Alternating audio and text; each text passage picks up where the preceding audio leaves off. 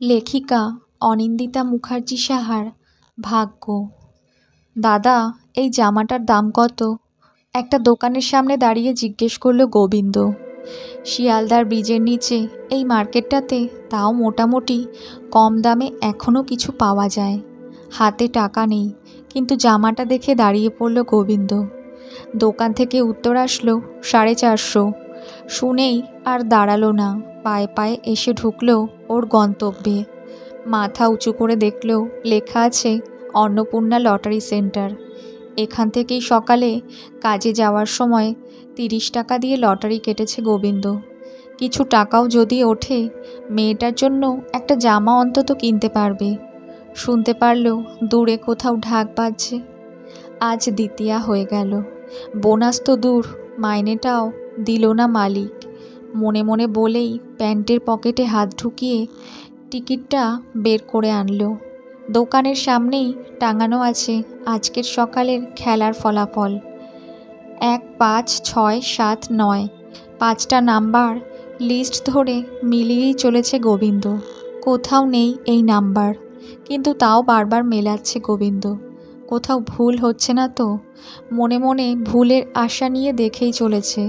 হঠাৎ কানে গেল পাশের এক ভদ্রলোক বলছেন, 1, 7, 8, 2, 3 এটায় 40,000 লেগেছে, মিলিয়ে নিয়ে টাকাটা দাও তাড়াতাড়ি। বলছি তখন থেকে তাড়া আছে।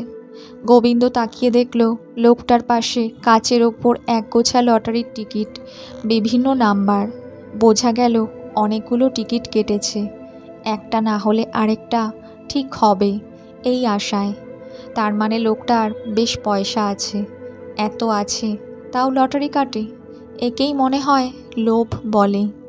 মনে মনে ভেবেই একবার পা থেকে মাথা অবধি লোকটাকে দেখল গোবিন্দ। পোশাক দেখে অবশ্য খুব বড়লোক মনে হলো না, হাতে আবার কত রকমের স্টোন। মানে জীবনে অনেক সমস্যা। এসব আকাশ কুসুম ভাবনা থেকে বাস্তবে ফিরে বিরক্ত লাগছে গোবিন্দর। নিজের হাজার সমস্যা ও লোকেরটা নিয়ে ভেবে চলেছে। তাও তো ওনার ভাগ্য ভালো, 40,000 লেগেছে। আর গোবিন্দর ভুলভাল ভাবনাগুলো আজকাল খুব ভোগায় গোবিন্দকে। নয় হয়তো নানান রকম চিন্তা থেকে চিন্তা করার অভ্যেসটা বেড়ে গেছে ওর। গোবিন্দ দেখল দোকানদার লোকটার টিকিটের গোছাটা তুলে নিয়ে মেলাতে মেলাতে বলল, 1, 7, 8, 2, 3 এরকম নাম্বার তো নেই এই টিকিটগুলোর মধ্যে। লোকটা রেগে বলল, নেই মানে? এই তো দিলাম, ওপরের নাম্বারটাই তো ওটা ছিল। দোকানদার লোকটার ওপরে গিয়ে তর্ক জুড়ল, বলছি নেই, দেখুন ভালো করে। লোকটা আবার নিজের পকেট হাতড়াতে লাগলো। গোবিন্দ দেখল লোকটার পায়ের সামনে জল করছে 1, 7, 8, 2, 3। গোবিন্দ তাড়াতাড়ি একটু এগিয়ে এসে নিজের ডান পায়ের জুতো দিয়ে চেপে ধরল নাম্বারটা। মনে মনে ভাবল মেয়ের 4 দিনের 4টে জামা কিনবে, এবার বউকে 2টো শাড়িও দেবে, আর নিজেও কিনবে 2টো। জামাগুলো আজকাল আর পরা যায় না, আর পারলে পায়খানাটায় একটা দরজা লাগিয়ে নেবে। মেয়েটা বড় হয়েছে, আর টাঙানো কাপড়ে হবে না। গোবিন্দ শুনল পাশের লোকটা প্রায় কাঁদতে বসে গেছে। মাটিতে, ব্যাগে, সব জায়গায় পাগলের মতো খুঁজে চলেছে।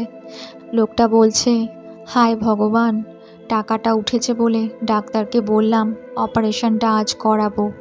মেয়েটা আমার খুব কষ্ট পাচ্ছে, বিড়বিড় করে বলেই চলেছে লোকটা। গোবিন্দ কাপা গলায় বলল, কি হয়েছে মেয়ের? লোকটা বলল, পেটে একটা টিউমার, অপারেশনটা তাড়াতাড়ি না করালে বিপদ হবে। টাকার জন্য দেরি হলো, কিছু টাকা জোগাড় করেছি, কিছুটা লটারি লাগলো। ভাবলাম পুজোর আগেই করিয়ে নেব। পুজোর সময় ডাক্তাররা আবার থাকে না। 8 বছরের ছোট্ট মেয়ে আমার খুব কষ্ট পাচ্ছে। গোবিন্দর মনে পড়ল আসার আগে ওর 8 বছরের মেয়েটাও বলেছিল, বাবা আজ নতুন জামা আনবে তো? কিছুক্ষণ চুপ করে দাঁড়িয়ে থেকে তারপর ডান পাটা উঠিয়ে নিল গোবিন্দ। বেরিয়ে যাবে বলে মনে মনে ভাবল, লোকটার থেকে ওর ভাগ্যটা কিছুটা হলেও ভালো। মা ভালো করে দিও মেয়েটাকে। জুতোর তলার ধুলো মেখে থাকলেও বেশ বোঝা যাচ্ছে 178223। দূরের প্যান্ডেল থেকে ঢাকের আওয়াজ তখনও শোনা যাচ্ছে। গল্পটা যদি ভালো লাগে তাহলে প্লিজ একটা সাবস্ক্রাইব করে আমার পাশে থাকবেন। ধন্যবাদ।